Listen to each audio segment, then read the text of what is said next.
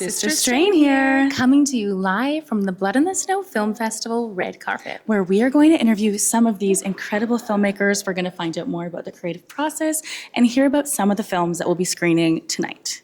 They will be arriving any minute now. Anytime now. Let's dig in.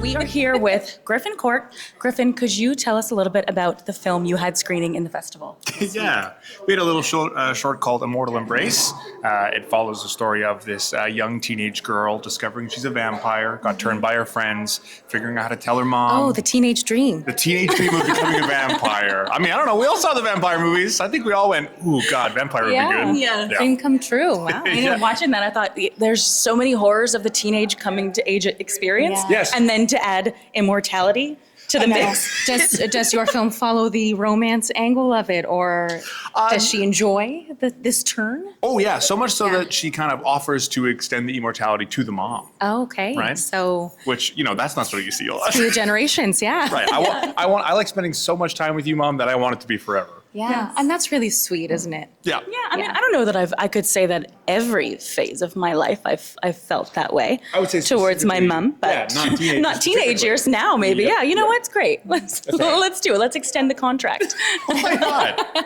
And so you already had your screening at the festival, correct? We did, yeah. We were the opening shorts package. And how did it go? Really lovely, yeah. Some of the other festival screenings, I think this one hit funnier for some reason. Like a lot of the jokes kind of hit, or the kind of the quick editing, the subversion that Morgan did. Really lovely stuff there. But yeah, whatever. Bits is a great house. It's a lovely reception. Now, were there any moments, I know sometimes watching your film with different audiences, there's like surprises of like, oh, I didn't think people would react that way at that moment, or things you expect and you're like, didn't it? Were there any moments that really surprised you while watching your film be screened by the audience? Yeah, I think one just had to do with the rest of the package, but the reveal of the I'm a vampire mom kind of struck a funny chord. Okay. Previously it hadn't, but then I think with the rest of the shorts and the programming, because of the tight editing, the reveal played so fast. And in this one I went, oh yeah, that is funny. That's pretty good. So yeah, that was a surprise for us. That's always such a treat of a live viewing with people, right? Watching on your couch at home or in different settings is so different than sitting with an audience of so many different people who all have their own ideas of what's funny, what's terrifying, what gets them, right? And kind of the biggest treat as a filmmaker to watch and be like, so totally. That's what they think about this. Yeah, it's because we're from Alberta, our team, so it's also interesting to see how they're received in different provinces, and like how different houses are, what comedy plays where, East Coast, West Coast. That's super interesting. And is this your first time at Blood in the Snow Film Festival? It is, yeah. It's my first time. It's my first time out here. It's fantastic. The festival they run here, the market experience, the exposure. It's the press, the marketing, you two. Right? It's been great. Yeah.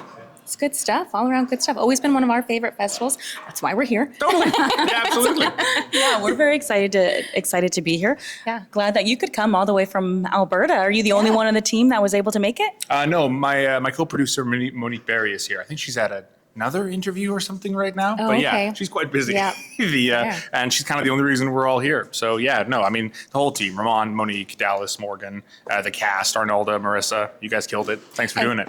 So what's next for Immortal Embrace? Do you have anything coming up on the horizon? Yeah, I know Ramon is like dabbling to make it in kind of into a series format. And so the short can kind of use it as a proof and explore the full thing of like, how did her friends become vampires? Where does she go from here? Totally. What is that? What is that with the mom? Because the mom works in the medical profession, so she provides all the blood for the kid. That could be interesting. That's pretty helpful That's something to explore. in the transition. Pretty sweet vampire hookup. Well, thank you for taking some time to talk to us, and we wish you all the best, the whole team, with the next steps for Immortal Embrace. Before we go, is there any notes that you want to give the viewers about what they could expect from Immortal Embrace and why they should find out where it's screening and go see it? Oh, yeah. So Immortal Embrace is a lovely little short film that promotes Indigenous joy. It's a great little film. The cast is awesome. And after its festival circuit, it'll probably be on some streaming service or Ogamok's YouTube. So that's Ogamok Productions. Wonderful. Thank you so much. Thank you. Thanks for having me. Bye. Enjoy the rest of the fest. Thank you. Okay, well, welcome. Yeah, well, thank you. Thanks for having us. Let's give a second for you to introduce yourself. You want to start here? Yeah, sure. I'm Gavin Downs. I'm one of the producers and lead actor in the film Sanctorum. And I'm Prasanna Paul. I'm the writer, director, and the producer. Also the visual effects artist in Santorum. Wow, so many hats. Okay. We had to twin it. We had Isn't to do that it. indie filmmaking though, right? You never just do one thing. Yeah. You do it all. Right. And Well, so let's dig in on that then. What position did you kind of start with, or were you always interested in all of them? I mean, not really, but Did you start doing one because it's just a means to get a project yeah, I mean, done? I just didn't have the money for it. But I wrote the movie in 2016, right? And but it just got way too much into VFX. So we did some test shooting, didn't really work out. Then I put it on hold till 2020. Then when I was talking to Gavin, I said, hey, listen, I got this short. Do you want to give it a shot? He's like, yeah, sure, let's do it. So we shot this in 2020.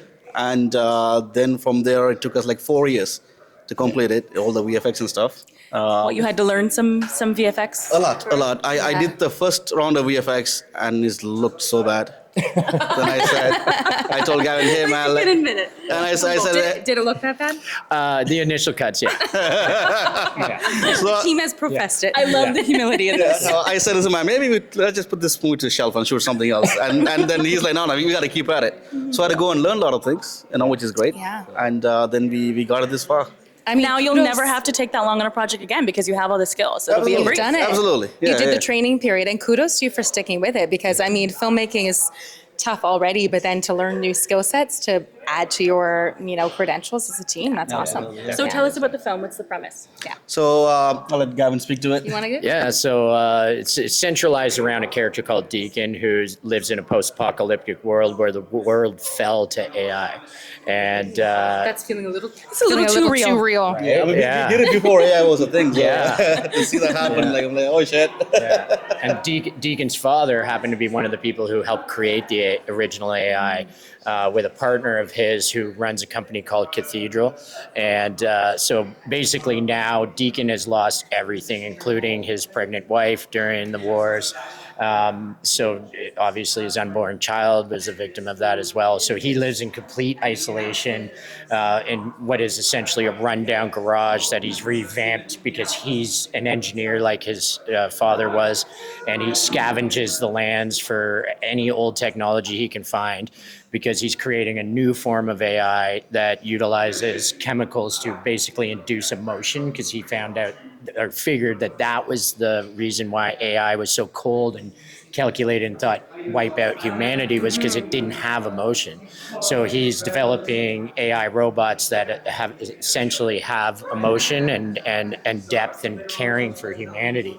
And that's his basically last stand against what is essentially a world of turmoil and corruption, and the world's run by giant corporations, no more governments or militaries. It's like a cautionary tale, and let's hope it's not like a foreshadowing. Yeah. Right. Although, Let's hope so, let's hope you're, so, yeah. Now, do you play Deacon? I do. I was going to say, we've got a good character. Right. You got a real good character deep dive here on his process, I think, of getting into that role and bringing it to life. And, Yeah. And writing this script. So where does this come from?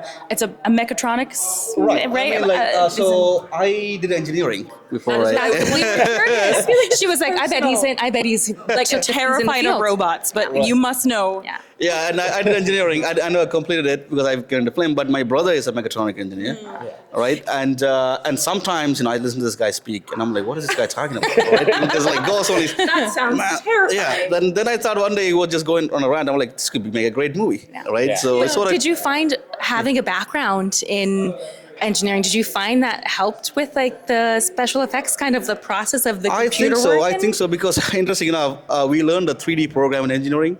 So when I did this movie, I thought I could use that to create this robot model. Didn't work out, but I'm just like, I have that knowledge, and I did it is like a certain part of the brain that you're activating, though. So I imagine if you have some like work in that area, you're like, okay, I think it's good as a creative to have that sort of left brain 100%. thinking that I I don't have it. She has a little bit that helps our team. It's definitely beneficial though. No, it is, and we have some real, little cool stuff in there because I built a circuit board that just said SOS in Morse code. Yeah. Which I don't think anyone will ever pick it up in the movie, but it just was there. I knew. You'll know. I knew how to build it. We'll all know. Yeah. Just there, yeah. Okay, so the film already? Yes, we had it on Tuesday. How was that? No, it was great. People Yeah. loved it, Yeah. and especially the 7 minutes short, and there's no dialogue. right? So Gavin played the entire I'm the role. only actor in the film. Wow, one-man and, show. Yeah, and a lot of it And was it's green silent. screen too. So it's basically a silent picture, but with a lot of emotion conveyed, right? Because, you have that sense of the loss of the world that he once knew, the loss of the people that he was, attached to, his wife, his unborn child. So there's a shot in the film where he's looking down and it's an ultrasound of his unborn child. And there's that moment of, disparity and loss. But then there's, when he sees his AI robot come to life for the first time, there's that moment of like this is his creation coming to life. So there's a bit of hope in there as well. The log line for the film is "Don't let go," and it's about humanity even in these bleak times like we're in now. It's never Can let all go of that. hold on hope to that. and what humanity really is. So, I mean, a difficult task being a silent film and being the solo actor, but it sounds like you had a lot of meat a lot to pull from for the emotional journey Yeah. to find those moments. And so the film is called Sanctorum? Yes. And what happens next for the film? Well, the whole idea is to turn this into a feature film or a TV show. So that's how we started. So this is more of a, when we shot this thing, is meant to be a pitch package. like a proof of all right? concept. Yeah. So that's what this is. So we are in the process of developing a feature film / TV show, whichever works. So who opens? Well, I What are they looking for? I'll give you what you want. I imagine its path Gotta go will to film. become very clear to you soon. We wish you the best of luck moving forward and hope you find the perfect home to really explore it. Thank you so much, and thanks for having us. Yeah, Yeah, You guys are thank great. you. All right, thank you. My name is Yervin. I'm the director, writer of He. My name is Nicole Tabelli, and I'm the lead actress and one of the producers of He. So, how are you enjoying the festival so far? I freaking love it. It's been a wonderful experience, a really amazing creation of collection of films, really spooky. I'm really excited to see what you guys got to offer for the rest of the festival and next year too. And so he did screen on Tuesday night, correct? How was the screening? How was the audience reaction? What did you get from it?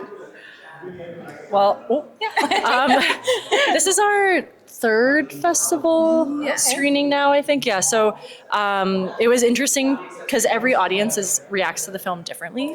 So in this screening at Blood in the Snow, people were laughing at parts that they hadn't laughed at in previous screenings before. So I was like, oh, interesting. I don't know, you see the film anew, through new people's eyes, whenever you are in a theater, watching it with a new crowd. So that was fun and interesting. But the response was really good. People really. That's great. People have been coming up to us in the hallways and other events and stuff because they recognize us and they're like, oh my God, you guys worked on He, we love the film. So we have some fans. I love the I love the portions that they laughed at because it was something that I thought was funny. And so when the previous festivals didn't laugh that hard and this one did, I was like, oh, amazing reception. That's Happy always to get that gratification. It's a wild ride when you go to a live presentation somewhere, right? Because you never know what the energy of the room is going to be, and it's so surprising sometimes. But there's no thrill like it. I find when you're watching people watch your film. No, was this in the emerging artists? Oh no, Monsters and Martians. Monsters and Martians, Yeah. So what do you ladies want to tell us how this project came to be and Yeah, when it was and filmed? because we were watching, kind of too real with modern day. That the blurring the lines Yes. between what's reality, what's Is AI. it meant to be a call it on our human experience right now? Some people are going a little bit too far with media, and it's dangerous, and you can get lost very easily. Yes. So the film is based off of a dream I had on a very lonely night a few years ago. But I really did want to target the obsession element so that if you're left unchecked, what do you go through when you're placed with somebody that you're really in love with, that can be anything you want, as especially today's standards, we're dealing with AI and people creating their own personalities through AI. What happens if that can be in a body? So it definitely does for me dive into that realm of things. to be able to present as very real and realistic, but then blurring the lines of your mind is what is real anymore and what can we trust or what can't we trust, especially when it comes to intimate partnerships. Yeah, and also usually when you do get introduced to the real version of who you've been associating with, or that entity, it's scary. It's often scary, right? Did you want to tell us a little bit about your process as the lead actress in this project and Sure, yeah. kind of your journey with that? Yeah, I I've been talking about this a lot at the festival. Obviously, like people are curious, but for like a couple months leading up to shooting, I was kind of trying to find Nancy in myself, because there are actually like a lot of similarities, I think, not just with me, but like with like a lot of humans who have experienced like loneliness or some form of like desperation. Like when you're in a desperate situation, like how do you behave, and like what kind of feelings bubble to the surface. And for Nancy, it was like obsession and like that. And she's So like, what did you become really obsessed depressed with leading up to? Well, I wasn't. Secrets. I wasn't obsessed with anything necessarily, but I just like whenever feelings of like dread or I don't know, just like loneliness or like depression kind of like came to the surface for me, rather than I guess going through my regular, exercises for like good mental health. I was kind of like not doing that. Let's sit in it. Let's sit in the shit a little bit. I was like, let's sit in the shit a bit and Method acting. see what happens. And so it was just like, thankfully it didn't impact like my ability to like stay present in like what I was doing day to day, but it was more so like my internal world was shifting towards something that felt more like Nancy than what felt more like me, because I'm like a pretty positive person and I've been in my dark places, but I have like these tools now, and like I've gone to therapy for years and things like that I like lean on to come out of those little ruts. But I was kind of like leaning into the Nancy of it all. Don't we all need to explore inner Nancy from time to time, give into the darkness and see where it takes us, and then come back. To ask you on a more personal level, as female filmmakers ourselves, we love seeing more ladies in the industry. We love seeing more ladies both in front of and behind the camera. And we were checking out, because this, Nick, you have 2 projects in the festival. 3. Oh, okay. We didn't know about the third one, but so multiple. Wow. Multiple projects. But we noticed when looking at, the crew, that there did happen to be a fair amount of ladies involved. Lady love. Was that purposeful? We hope Is it that was. experience a little bit different, that kind of set? How do you feel about that process? It was definitely a mixture of purposeful and accidental, because in the industry now that's growing and more female empowerment is coming into play. Women who have secret talents and like have really great skill sets are now being recognized. And of course, I would love to nourish that. But at the same time, I don't need to. Like, women are talented and skillful all on their own. So like that was an amazing experience. I think the difference that I've found is that it feels more familial, it feels more comfortable, and it certainly feels a lot safer, and that we were in control in the environment that we can just talk about anything. Love that. Yeah, and also historically within film, obviously it's a very male-dominated industry. It still is, especially in horror.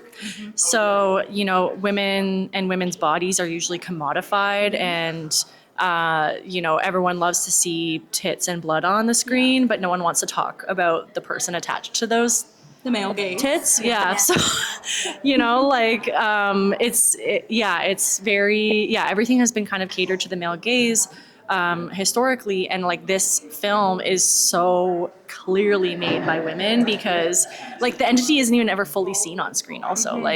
You never see his face, you never fully take that in. It's very much about the women's journey in this, and like it was definitely really special to be able to create it with a bunch of women. It was pretty even, actually. Like I think the crew was like, it was like kind of an even split, which is also quite rare, honestly. So but it felt really good. We had a woman first AD. We had like women producers, women in every females. department.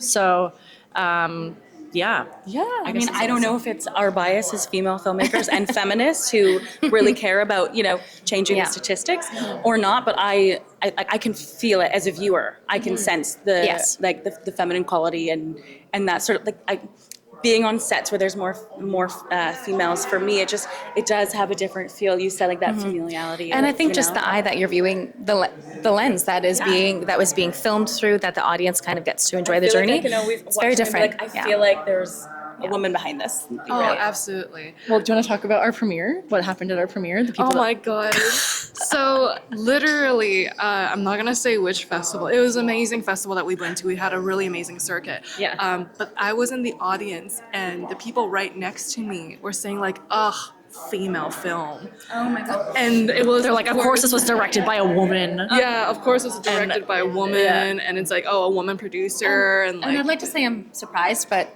Yeah. No. no. Like the rest of the festival, everyone who saw it was like, it's amazing and it's good that it was you telling the story.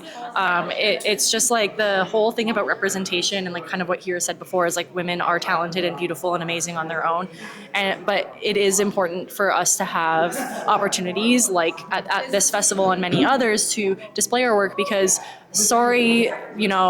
male filmmakers that have always had all of the opportunity and all the yeses, but like we're not coming on. Sorry, we're amazing and we deserve a place. Exactly, and we're not coming for you. It's just that we also deserve. Yeah. Yes, we're And coming for and I our own. was We gonna also say, deserve the platform. The only way we get to a place where those kind of conversations aren't happening anymore because it's just standard and regular practice is women like you continuously creating amazing Keep art being and sharing it. badass. I think we could probably stand here and talk about this forever. You should probably come on our podcast called The Sisters Strain, the strain on modern femininity and womanhood, and chat with us sometime more about female filmmaking. We'd love to do that. But for now, We'll you let should you enjoy the rest of the festival. And Thanks for check chatting out with us. He. Yes. Specifically wanted to talk to you about this. Your film is such a sensory experience, and for me, I'm like, it's just like the breathing, the movement that is just so feminine to me. So when I saw like predominantly female cast and crew, I was like, that just makes so much sense. It's such a like visceral experience. Did you want to? There's a femininity and emotionality and intimacy to it without being overtly sexual or just focused on the female. Also, as twins, we're just like, okay, why did you choose to dig into the sister dynamic? Spill.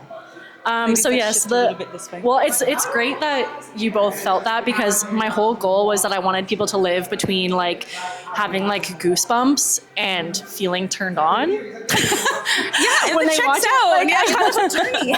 I kind of wanted it to be sensual, but also like, why do I like this? Like it's sensual, but it's also very like visceral. Well, it's and, not like, explicit, is what right? It's sensual without like you're on a journey and it's very emotional and you do feel it in your body, like you're living the experience. So you experienced exactly what the intention of like the style and the tone of the film was meant for. As far as exploring the sister dynamic, I actually don't have a sister. I have two brothers who I love, but I don't have a sister. A lot of my relationships with other women or like femme people in my life have actually been some of the most like heartbreaking and challenging relationships of my life. And like, I think for me, I have a lot of people in my life that I consider like soul sisters, like sisters of like in spirit, not like actual sisters by blood. But I think the reason why I wanted to explore specifically sisters is because women interacting with each other is a very specific dynamic, whereas like a brother and a sister dynamic is its own thing, and a brother-brother dynamic is its own thing. I'm less interested in that, also partially because it's my own experience.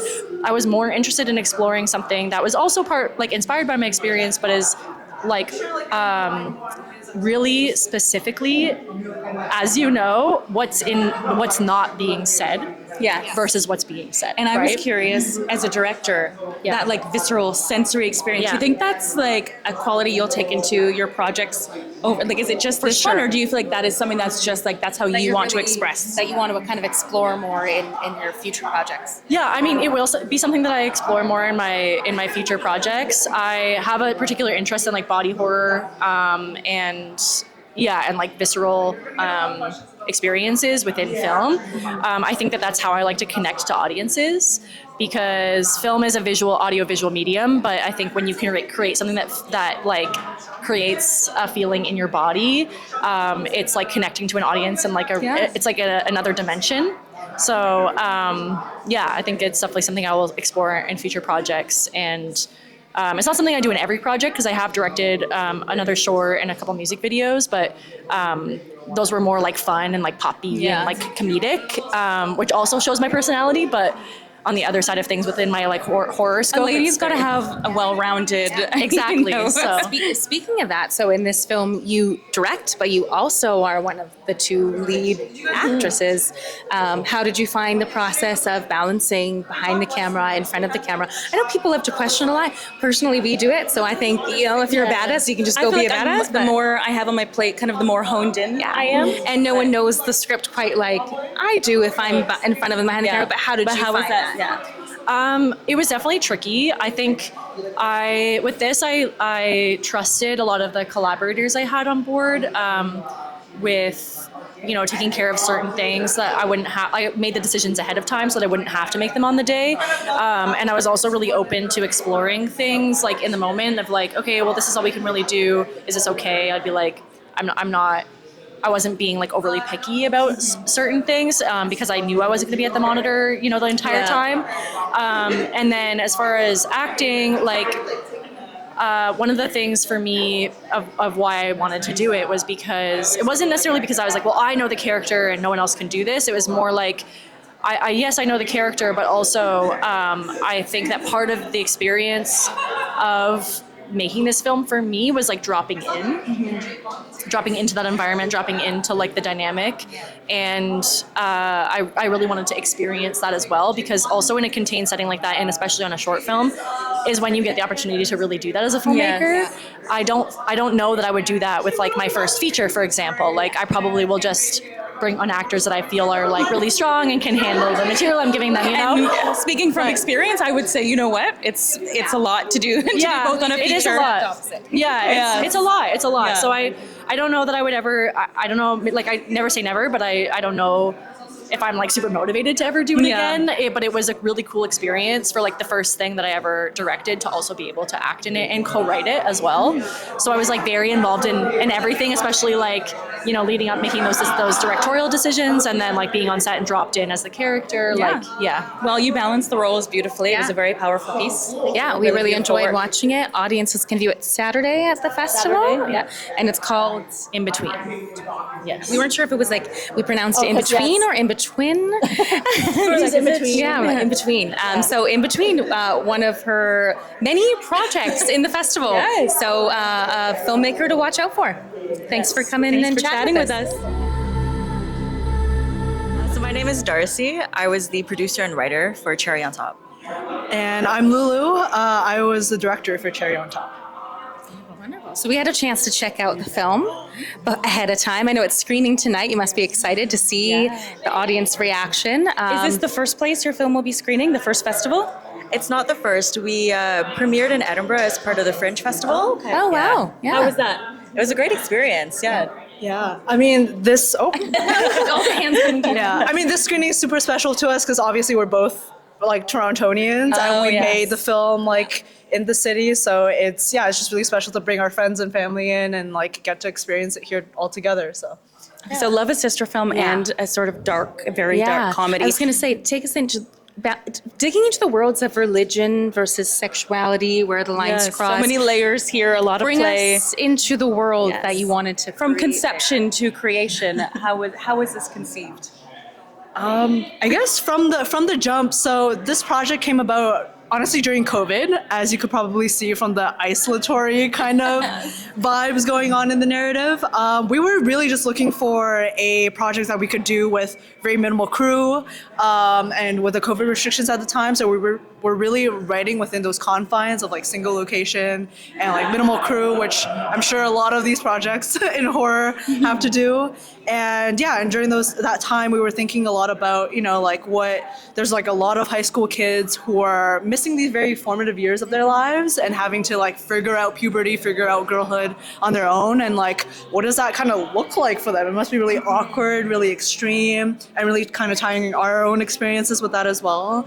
And if you want to chat more about that. Yeah, when we were thinking about topics like girlhood, we thought about our own experiences and what influenced us growing up. So like the teeny bopper magazines were a really big part of the film. Absolutely. And like inspiration, like 2000s films like Jennifer's Body and Ginger Snaps, like those were big for us. Boy bands. Oh yeah, the Johnson brothers. Oh yes, yeah. It's Yeah, it was giving me like Mbop vibes when I was thinking that. Yeah, the Hanson brothers. Or the Jonas Brothers, I guess, would be the parallel. I guess That was, Well, so has the film screened already for the festival? Or it's is tonight. It coming up? It's coming up tonight, yeah. Coming up tonight, so you must be very excited to get in there. And we've talked a little bit tonight how you never know, like every audience who views your film's a little bit different. Sometimes they laugh in a spot you don't expect them to laugh, or they don't laugh when you expect them to laugh. So are you looking forward to kind of checking out with the Blood in the Snow Film Festival audience?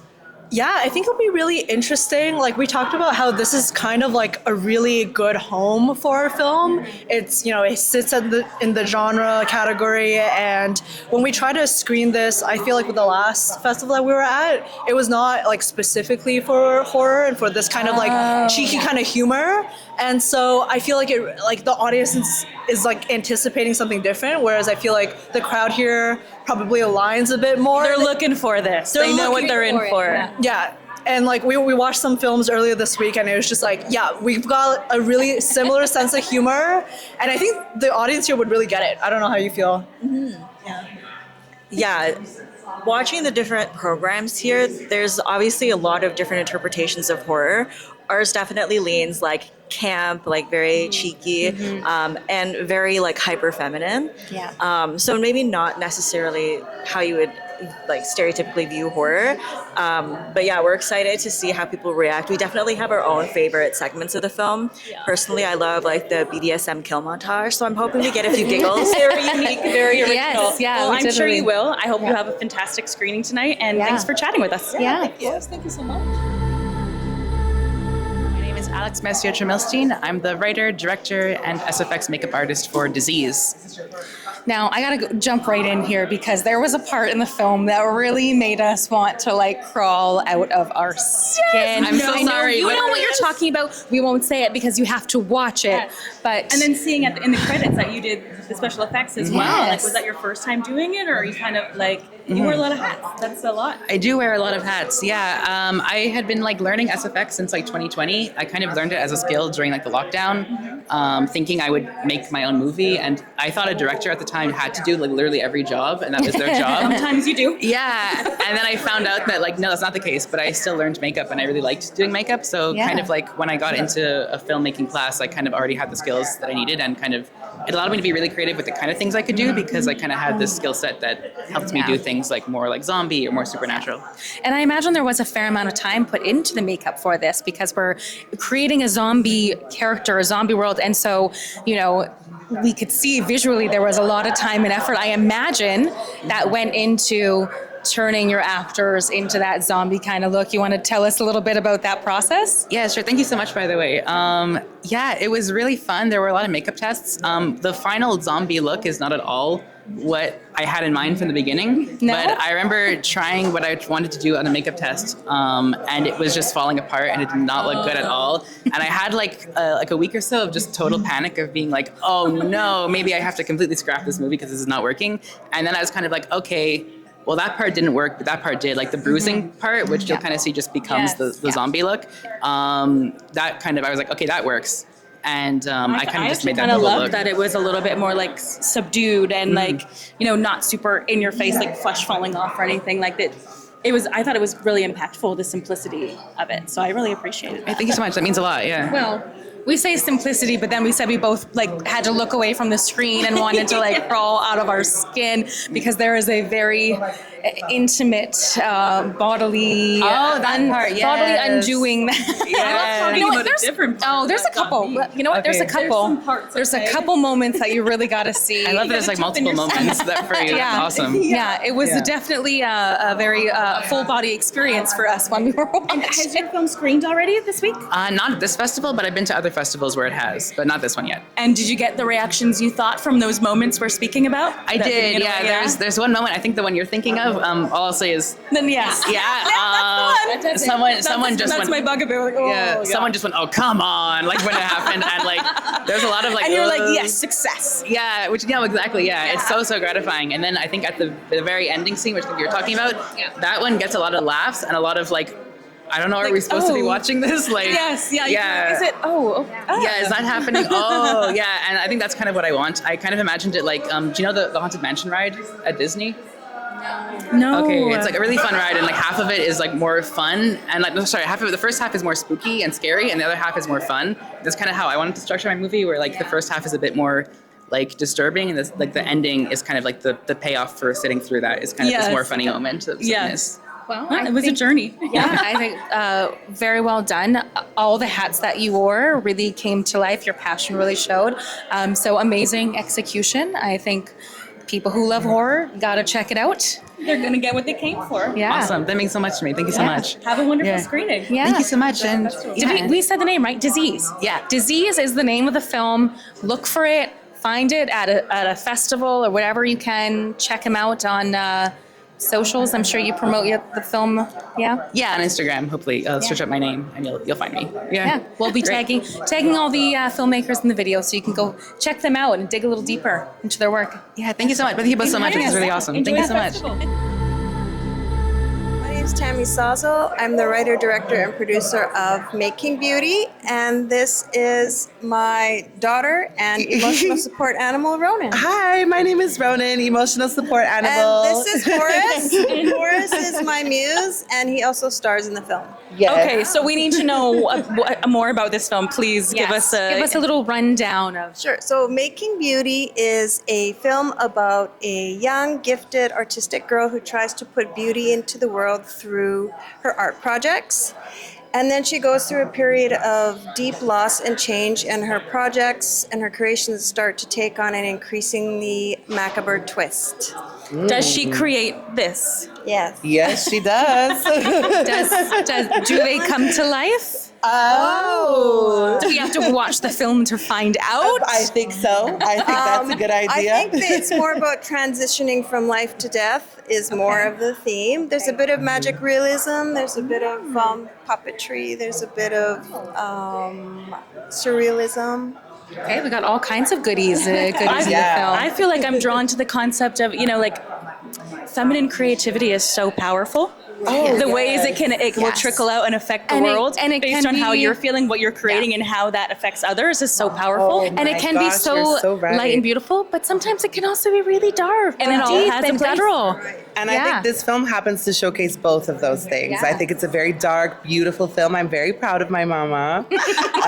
And she makes a lot of weird stuff. She's an artist, filmmaker, and everybody should be really excited to watch this movie. I mean, I'm excited to watch the film. Has it screened already for Blood in the Snow, or when is it screening? It's screening on Saturday. We're in the Emerging Screams category. It had its world premiere at the Soho International Film Festival in New York.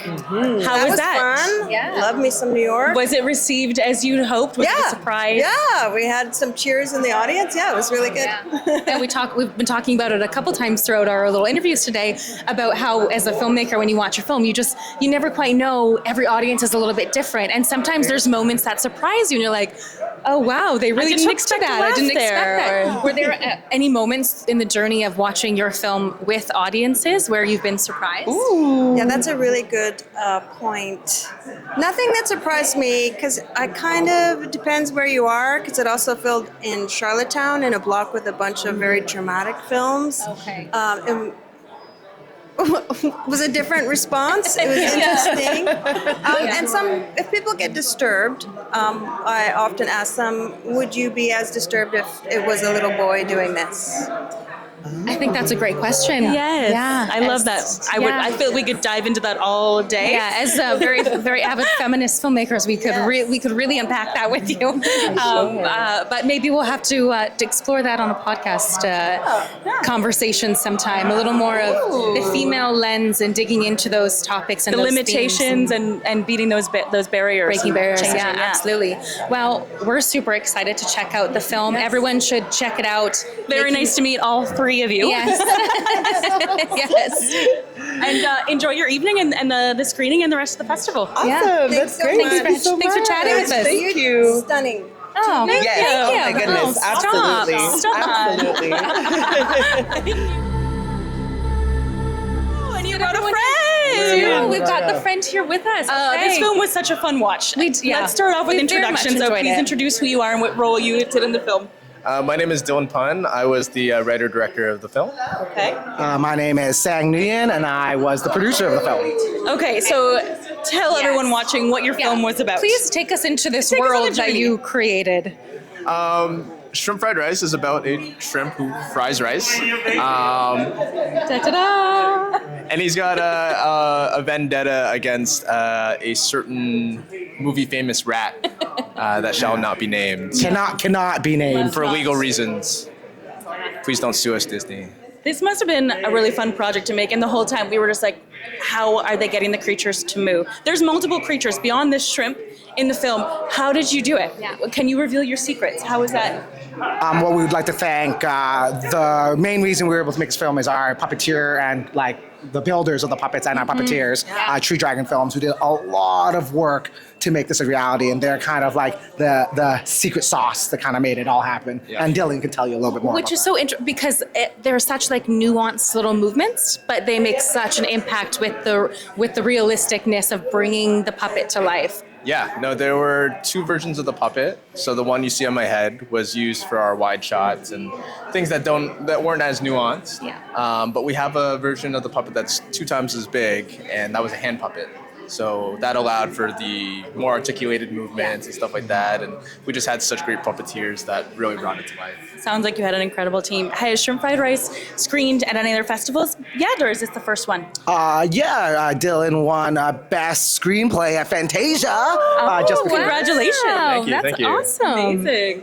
Yeah, we had our world premiere this past summer. This is our second festival. This is also home for us, so really excited to be here. Special to screen Yeah. it. Hits a little It bit is. different. It Yes. does, especially with all your friends and family and everybody who's coming out to see it and Cast and crew. Amazing. Is it everybody. screening this evening? It is. It is. Screening this evening. Right. Well, hope It you is have an funny. incredible screening. Yes. And I really enjoyed it. It was I very know the fun. audience is gonna enjoy it as much as we did. And to those of you checking this out, you should find these guys, find out where it's screening in your town so you can go watch it. Don't miss it. Yeah, you will enjoy. You will enjoy. Thank you for your time. Yeah, thanks for having us, Thanks for guys. coming and chatting with us. This is a very special filmmaker because he's from our hometown as well, lives there. Why don't you introduce yourself and your project? Sure. My name's Daniel Turris, the director, writer, and producer of Fresh Meat. We actually had a lot of fun with Fresh Meat this week. We helped Daniel produce a flash mob in St. Clovis Square. Maybe we'll cut in a little footage from that as a little treat. We have not seen the film yet, and we cannot wait to watch it. I am dying to know, how was this conceived? Where did the idea come from? Take us on the journey from conception to now. To For today. sure. This is one of those classic like chicken before the egg thing, and I got the egg before the chicken. So I wanted to do a slasher film, and conveniently enough, the mayor of Chatham, Darren, reached out and said, hey, there's a abandoned prison in the heart of Chatham. And so like from an independent standpoint, you're like, that's a dream location. Yeah. So I was able to write the script based on that location itself, and that's where all this happened. So thankfully, like I got a little bit of Chatham history in there. And it is quite an awesome location. So like when you see the film, you'll just see like rich in history. It tells a story all its own. So what a Who great knows what backdrop. stories are existing in those walls? And I was thinking it could be seen, it's one location that could really simplify your life. But I imagine there might also be some limitations or challenges with shooting a whole film in one location. Do you want to tell us about some of those? I mean, for sure. It is fantastic to be able to film a real authentic abandoned 18th century prison. Yeah, like absolutely. every single angle looks and feels like you're trapped in it because we were trapped. And that's probably the downside of it, is that you're working with like a large crew of like 50 to 70 people and a cast at the time, and we're all crammed in those hallways because they're not made to accommodate a film No. set. They were made for other purposes for sure. They were made to keep people very tight and uncomfortable. A side note, we had only one key that got us in and out, and we had a great locations manager that made sure that that key was always back where it belonged, because like if that key was lost, we would have all been trapped in there to this day. Okay, now burning question for me. Kelly Michael Stewart, festival director himself, proclaimed that your film is by far the most violent. the most violent film that they have screened. What do you have to say for yourself? Yeah, was that purposeful? Like, did you set out to really capture that, or is it something that came about in the process, or? That's a really, really good question. First off, hearing that it is the most violent film to be screened here, really shows how desensitized I am, because I remember being in the editing room going like, is that enough blood? Is that enough horrible stuff? And I'm always like looking at it from my own perspective. But when you see an audience react from like just from the opening, you're like, okay, I think we're So good. it's safe to say you're working in the right genre. Yeah, I will say this: the special effects team, the Butcher Shop from Hamilton, they are absolutely incredible. The Butcher Shop Effects Studio. They, when I first worked with them on Here for Blood, and they decapitated the first character, and it was a volcano of blood that hit the ceiling, I was like, these are my guys. I want to be with them for. I don't care if it doesn't look like realistic, but it's so much fun and it's so theatrical that it's just like a dream to be able to work with them again. And this is the film where I thought some of the gory parts would be more on the funnier side, but the performances from the cast, the cinematography, and as well as the effects, they went like 10 times above and beyond to actually make it more horrifying than I initially expected it to be. I remember even calling cut because I couldn't handle it myself. Wow, A terrifying And I know you surprise. do love to like mix a lot of comedy in with your horror moments. So it'll be interesting to see how the audience reacts at And Blood this in the is Snow. your world premiere tonight? Yes, this is the world premiere for sure for one of the biggest cities in Canada, right? Toronto. I'm so excited to see what the reaction is from the people just in this area. They've seen a lot of interesting genre films for a long time, and so I'm looking forward to stepping up my game and getting some really fun reactions. Well, we can't wait to see it either. Yeah. Thanks for chatting with us. I'm Thank sure you. you're going to have an incredible screening. Find Daniel on socials. Find out where Fresh Meat is screening in a town near you, and go check it out. Yeah, and lastly, I just wanted to say, fresh meat, it's what's for dinner. Straight from the director's mouth. Thank you. I'm Liz Wallace, and I am the writer and producer of The Spider. And I'm Michelle Godoy-Prisky, and I'm the director of The Spider. Okay, so we watched the film. Very interesting concept. I don't want to give too much of it away, but where did this idea come from you to kind of take the How was this mothering web woven? Yes, how did you weave this web? That's a great question. Okay, that's true. I don't want to give too much away, but I'm inspired by Hocus Pocus. It's one of my favorite films. Okay. And a little bit of a sad note. So my mom was killed when I was 9 in a car accident. So having lost that relationship at such a young age made me, I guess, intrigued with what if it wasn't great if I did have my mom? Like, what would that kind of look like in the future? But That's such an interesting way to start a movie, right? Of like, where an idea would come from, right? I don't think a lot of people would have that thought, but I guess it's true. You really don't know. I'm very sorry to hear about your loss. Yes. As well. I think that's actually a great point. Just to add to that, so having lost my mom, I had this like fantasized belief that all moms are really great and all moms would like love their kids. So I learned a lot through other people that that's not always the case. Like moms are human as well. So that's why I wanted to dive into something different than what I had assumed. The darker side of motherhood. Yeah. Well, and that's art in general, right? Exploring experiences beyond what we actually go through. Mm-hmm. Now, is this the first film the two of you have worked together on, or do you work together often? No, we've been working together for about 8 years. So we were both kind of doing our own thing, and then it was one of those things, happy accidents. We ended up meeting each other at different moments, in different times in life. Yeah, we met like that too. I was gonna say that's we're still trying it out. We're not sure. I feel like we have the same story. But we've been working together. Like we've had an office together, just writing and kind of directing, producing our own stuff, and just trying to finance our films like everybody else. But yeah, no, we've been doing this together for a while. It's worked really great. We also love to see a female filmmaking team. As avid feminist filmmakers ourselves, you gotta keep we're pushing like, we love the lady love. Exactly. So has the film screened already at the festival? Or yes. And how was that? It was great. It was great. I love hearing the audience's reactions. So some gasps, some like, yeah. Because it's so interesting to see how it fits with everyone, right? Like it fits with different people in different ways at different festivals. It hits a little differently, but And I didn't know what to expect when we first started the movie. I wasn't expecting what happened, so I love that. I love that surprise. Definitely wasn't. I was like, wait, where does this? It took a sharp turn quickly. Like, not that it wasn't, nuanced in the lead up, but What's next for the spider? Oh, that's a great question. I mean, we already premiered in Halifax last month, and I think now we're probably just going to look at distribution and getting it out to the public. Getting it online, people watch it. At the end of the day, it's like how many people can watch it and enjoy it. Yeah. So just getting it out, and making more. Yeah. Well, we keep wish at it. you both the best of luck in all your future endeavors. Keep doing the films. Keep creating Making in the your magic, team the and dream team. use that girl power. And can't wait to see what else you come up with over the years. Enjoy the rest of the festival. Thank you so much. I am Janet Rose Wynn, and I am the writer, director, and producer of Do You See Her? A horror film that played on Monday night, part of the Dark Visions program. How was the screening on Monday? It went really well. Yeah? It was super fun, and I opened up the program. I was the first film out. Okay. Yeah. Came out swinging? That's a big Yes. Yeah, I think so. Yeah. So it was really fun, and someone asked me a question on stage, so that was a positive. Oh, Yeah. what did they ask?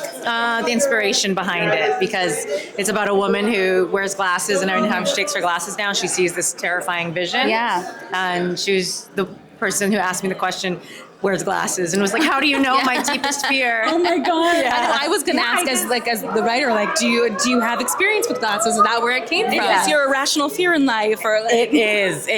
Yeah. That's why I used to have glasses. I've had laser correction. okay, yeah. But I had really bad eyesight where it's like -5 in each eye, and I couldn't see anything. Yeah. Like even if you were this close, you'd be blurry. And so one night I was sleeping and I fell asleep, and I woke up and I saw this thing in front of me, but then it was just a pile of clothes on my chair. Yeah. But it could have been always sort of anything. just It the could have pile of been clothes, anything. which is terrifying in itself, having to deal with the laundry, I guess, right? Yeah, exactly.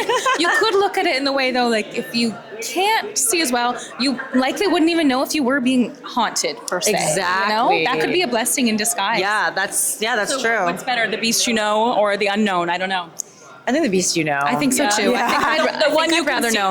Yeah, I would rather know, especially when you can't see and then your vision's blurry and you can only see a scary thing. Yeah. Well, what's next for the project? Do you have any other festivals lined up, or what are you doing next? No other festivals yet, but otherwise I'm shooting another short in December, and then I'm wrapping up on my first feature. So. Wow! Yeah. Congratulations! Thank That's you. very exciting. And how is that? How is going from shorts to features? How has that transition been? It's been a lot of learning, but it's gone really well. Yeah, I think it's because once you've done enough shorts, you're like, okay, a feature is the same thing, but times 100. Yeah, exactly. It's amplified. Yeah. Is the feature still in the horror genre? Yes, it's a horror, found footage, sci-fi kind of genre bending. All right. It's called Welcome to Kurosawa House, and it's about two women who go into Kurosawa House, which is this elite A-lister rehab center to get rid of your technology and social media addictions. Oh, interesting. Yeah, and then they go in and they get, psychologically tortured and all this other fun stuff. Wow. Yeah. Okay. Well, I'll be keeping my eyes peeled for that one. Oh, a very bright star here to keep your eye on. You should check her out. We'll tag all the filmmakers again. You should check her out, see what else she has coming up, and check out her feature when it comes out. Hopefully, it'll also maybe screen at Blood in the Snow. I think so. Yeah, I would love that. It would be great. Yeah. Well, enjoy the rest of the festival. Yeah. Thanks for chatting. Yeah, it was so lovely and fun because it's like, ooh, double vision. So my name is Victoria Long, and I am the writer, director, editor of Echo, which is starring Jordan Alexander and Brendan Stevenson. And Echo follows the story of Ava when her partner Liam returns home from investigating the ocean crash site of an unidentified object. She has to decide whether to trust her heart or her mind, and she's grappling with some big questions and unknown things, but there's a little bit of a twist, so I don't want to spoil it. No, don't give it away. It's a fantastic twist. I wasn't expecting we did see it. And are you like a sci-fi girl? Is that like your? I love sci-fi. Your wheelhouse? I'm just, a nerd for anything storytelling, but I love Philip K. Dick and Arthur C. Clarke and, Star Wars and, all kinds of sci-fi. Yeah. So, Octavia Butler, just like I love sci-fi. But I think the thing that's most exciting to me about sci-fi isn't the fantastical elements or the technology, but it's like how humans would respond to those things. I was going to say, in the past I have my partner loves more like sci-fi stuff, and I love more like real psychology, dig into the character. But your film does have a very nice balance of so human. How does this affect that human? What's that journey like? How does she, combat her own emotions, and especially when you're talking about love, right? Yes, Love exactly. makes everything it's all about complicated. love. Yeah, this film is definitely about love and grief, really, more so than that's kind of the genesis of what I want to explore in it. Because I've been through some things in my life with illnesses and mental health things with my parents, both of whom passed away, and so this film is kind of also about dealing with grief, losing someone you love. I thought I wanted to translate it into like a romantic love interest, just because I thought it would be more relatable and kind of a more straightforward dynamic. It's just like, this is the person you love. You don't need to say like all the complications of parent-child. Exactly. That's varied. Exactly. It's so varied and it's so complicated, and there's so many layers. Whereas, when you find someone you love and you come together, that's just like this magical new beginning. Exactly. So, but yeah, it's really about like, how do you conceptualize like losing someone, and also like what are we, when you're going through grief, like kind of exploring in your mind what is the edge of human consciousness, what is really like the fabric of our universe, like are they still there in some way, so that's kind of what the film is about. I think you did to the project, a lot of layers. You did a very beautifully shot. Thank you. So my cinematographer named Bryce Zimmerman is amazing, and the film would not have happened without him. He was a huge champion of the script from the beginning, and really, helped convince me that it was worth making. I'm glad he did. Yeah, because and so that shout out always for Bryce, and also just obviously his technical skills and his craft and his beautiful cinematography added so much to the film, and without his collaboration on this, I wouldn't have been possible.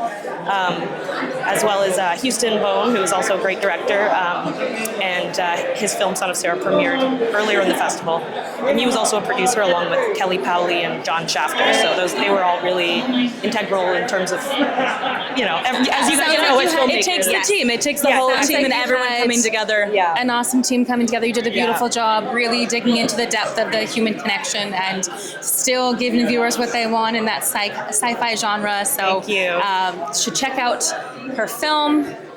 Check out more stuff I'm sure she has coming down the road. Yeah. Hopefully Echo is going to do some more festivals and in the meantime, and then before it's online someplace. But in the future, in the next couple of years, year and a half, it will be online. So keep your eyes out for Echo. Yeah. Thank you so much. Enjoy the rest of the festival. Thanks for coming to chat with us.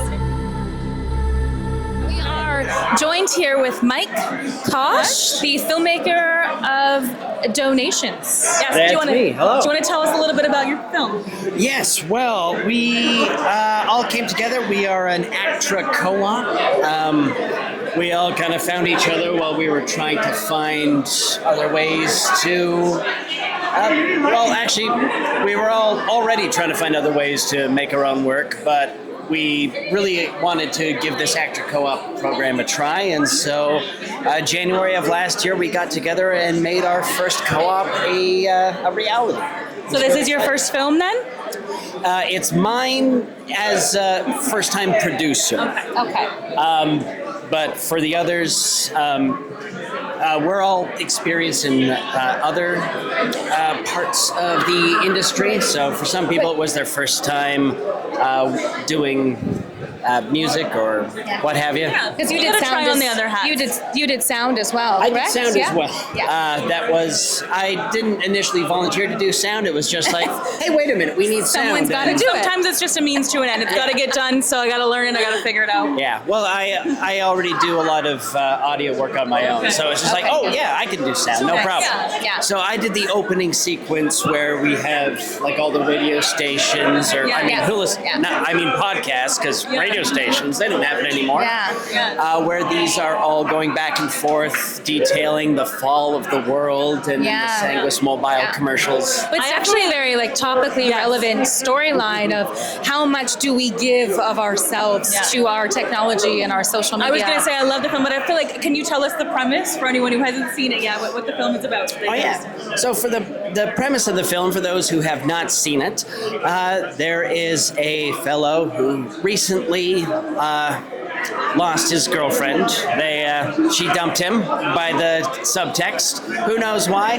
And he has to get data by bleeding into his phone via a little device that sucks his blood directly into the phone.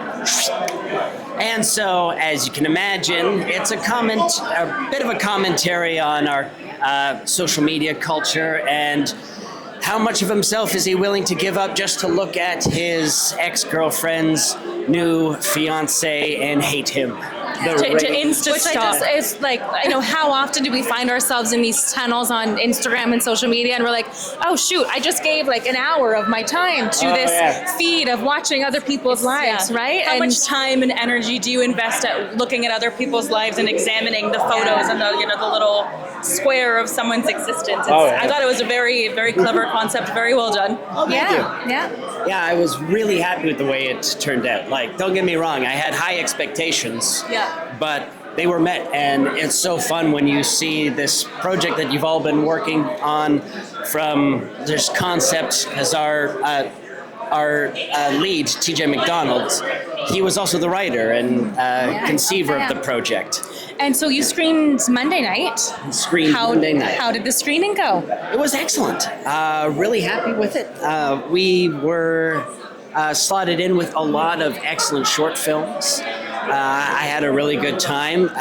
We got a really warm reception too. People loved donations. We were thrilled. Blood in the Snow Film Festival is the perfect home for a film like that. So I'm glad you found them and they found you. And hopefully we'll see more films coming from your group in the future. Oh yes, we are already working on our next script because once you find a group of colleagues who can actually follow through on a project, because we've all, and that's not a commentary on my current colleagues or anything, everyone in this project has experienced that with other people who, everybody comes together with good intentions, and sometimes, it's through no fault of their own. Things happen. We're all doing shoestring budgets, labor of love.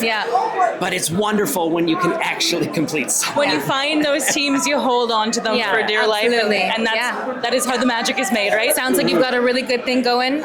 We wish you the best of luck as you move forward. I hope there's lots more projects to come. And enjoy the rest of the festival. I will. Thank you. You too as well. Thanks for chatting with us. All right. Good night. I'm not good at this. Okay. So we're going to make this very easy on you. Okay, stop. Okay, why don't you introduce yourself and the project you're here for? My name's Tim Kowalski. I am the co-writer, co-producer, and director of Nash the Slash Rises Again. So we got a chance to check out Nash the Slash. We were not familiar, so we actually learned a fair amount from watching the film. Have you been a fan of Nash the Slash? How did this project come about? Like someone's a diehard fan or?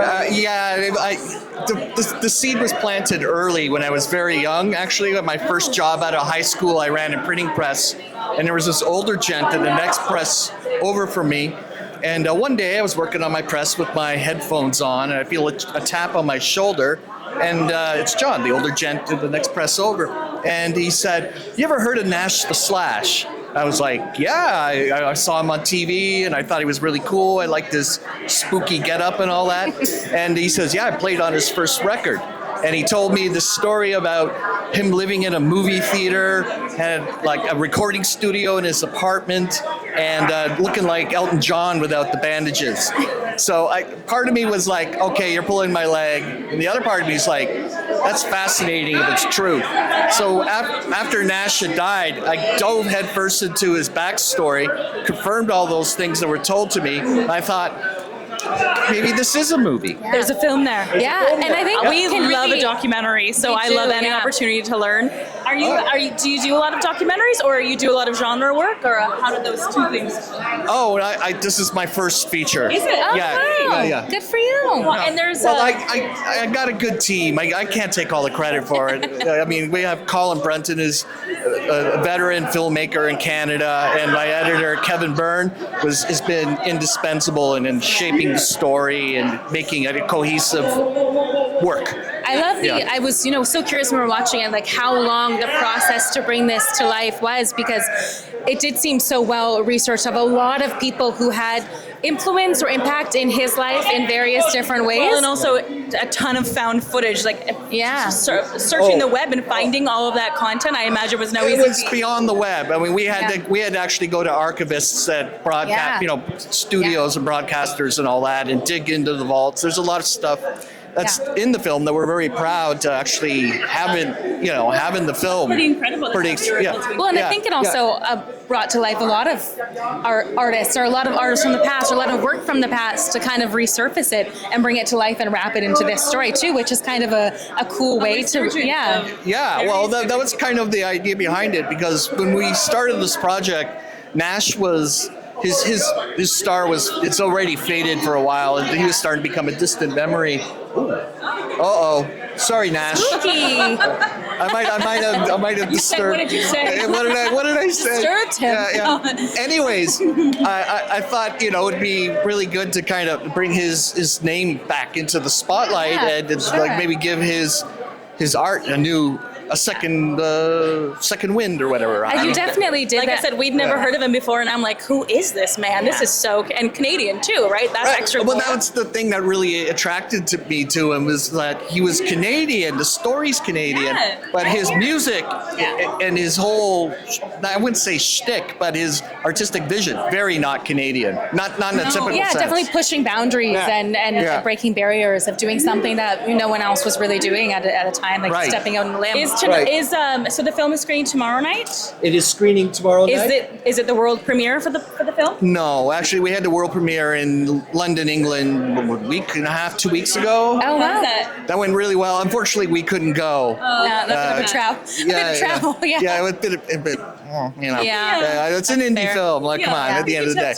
Yeah. Well, But it was very well received, and we got really encouraging feedback from all who've seen it. lovely. So I'm that's sure great. very exciting to be able to see it in your home with local people and be a part of seeing how it's received live in the moment. How the audience takes that journey with you. I mean, it's exciting and horrifying at the same time. I know. and it's only, I said it earlier in an interview, or was it another interview the other day, but I was just like, it's fitting that it's in a horror themed festival, because we're scared shitless. I was going to say, it's terrifying regardless of the genre of film you're making. Anytime you share it with the world and you're live in the moment, experiencing it with other people experiencing it is a special terrifying. But I mean, we spent a long time on it, so it's like, of course you want people to love it, but I mean, it is what it is. It's art. It's subjective. Some people are going to get it. Other I was people going to are. say that to you too. Yeah. You can tell from watching it that a lot of heart and passion, and so a lot of people who